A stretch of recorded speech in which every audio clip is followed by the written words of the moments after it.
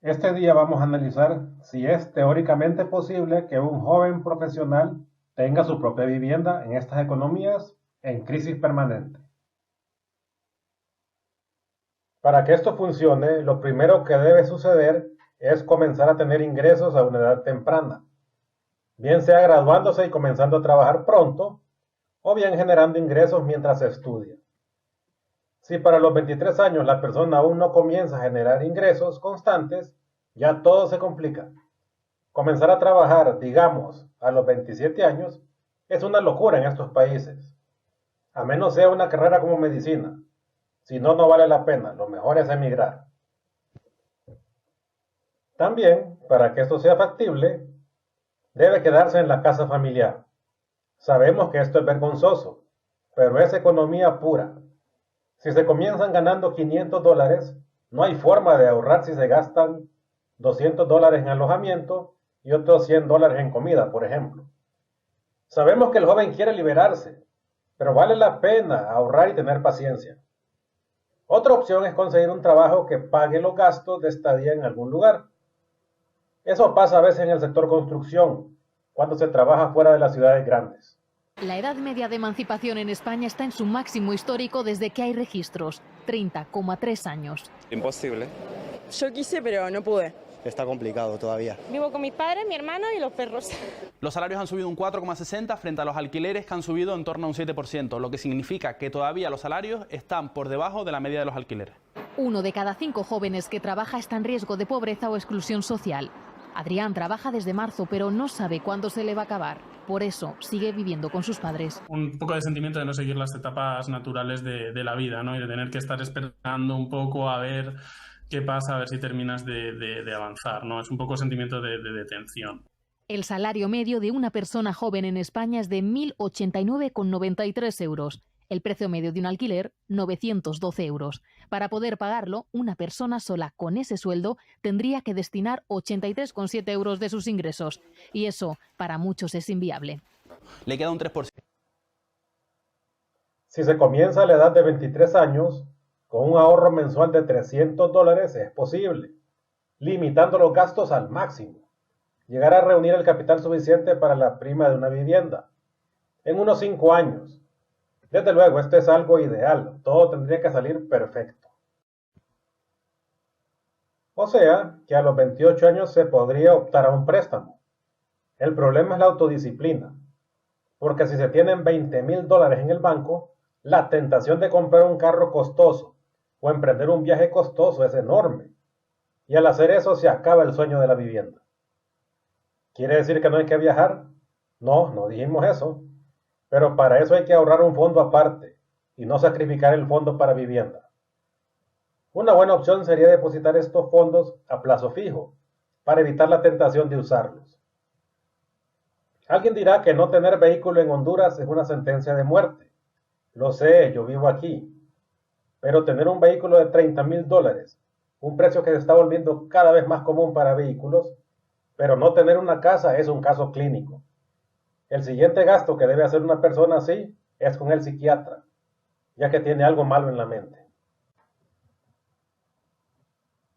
Muy bien, suponiendo que se tomó la decisión correcta, se tienen ya los $20,000 para pagar la prima.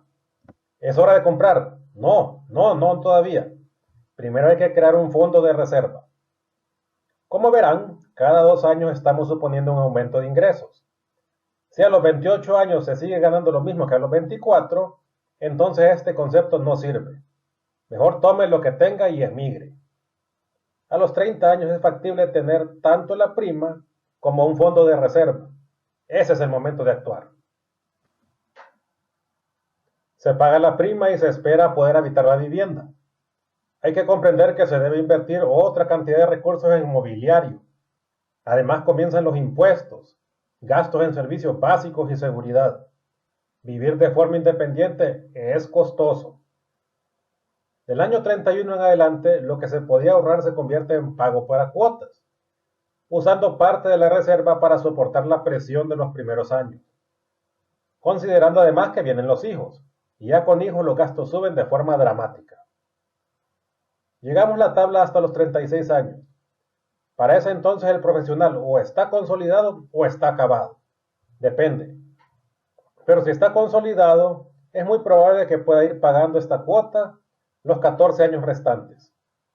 Si no lo está, su situación es precaria, pero aún así debe persistir. Ya a esa edad ya no se puede emigrar. Con bajos salarios. Imagínense que en Colombia, por poner un solo ejemplo, casi el 40% de los recién graduados de la universidad gana alrededor de un salario mínimo. ¿Cómo te vas a ir de la casa de tus padres si solo recibes un salario mínimo?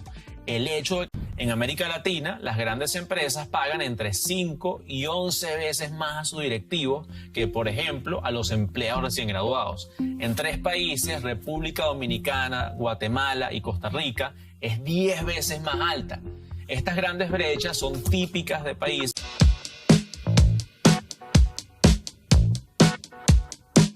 En muchas ciudades de América Latina, el precio de la vivienda se ha disparado en los últimos años. Según datos de Quinto Andar, entre marzo de 2022 y marzo de 2023, el costo promedio de arrendar un departamento subió en un 126% en Buenos Aires, en Ciudad de México un 12%, en Sao Paulo 11,2% y en Quito y Ciudad de Panamá. Entonces, ¿es posible o no? Sí es posible, pero con una disciplina brutal por 20 años. Si al principio se gasta en vehículos, viajes, vicios, etc., es aún posible que se llegue a tener casa propia, pero probablemente no una casa como la que uno quisiera, sino cualquier otra cosa, lo que sobre. Es una presión bastante grande para los jóvenes, pero no hay que decidir esto por la presión de los demás, de los adultos, sino como cualquier otro negocio, balanceando ventajas y desventajas. En cualquier momento de esos 20 años habrá problemas que hagan peligrar la inversión. No es un deshonor pedir ayuda a los padres, sacar un crédito, vender algo, pedir un adelanto de salario, lo que sea para salir del apuro. Es más honorable pedir ayuda para pagar una cuota de casa propia que para pagar un alquiler. ¿Valdrá la pena todo ese sacrificio? En mi caso aún me faltan 4 años para concluir el préstamo. Ha habido momentos de angustia, de dolor, pero ver a la familia crecer en un ambiente digno es algo invaluable. Un día se acabarán las cuotas, los gastos excesivos, se podrá viajar sin deudas, se tendrán vehículos sin deudas. La clave es algo muy complicado para una persona, la paciencia. Ahora bien, ¿vale la pena? La respuesta es sí.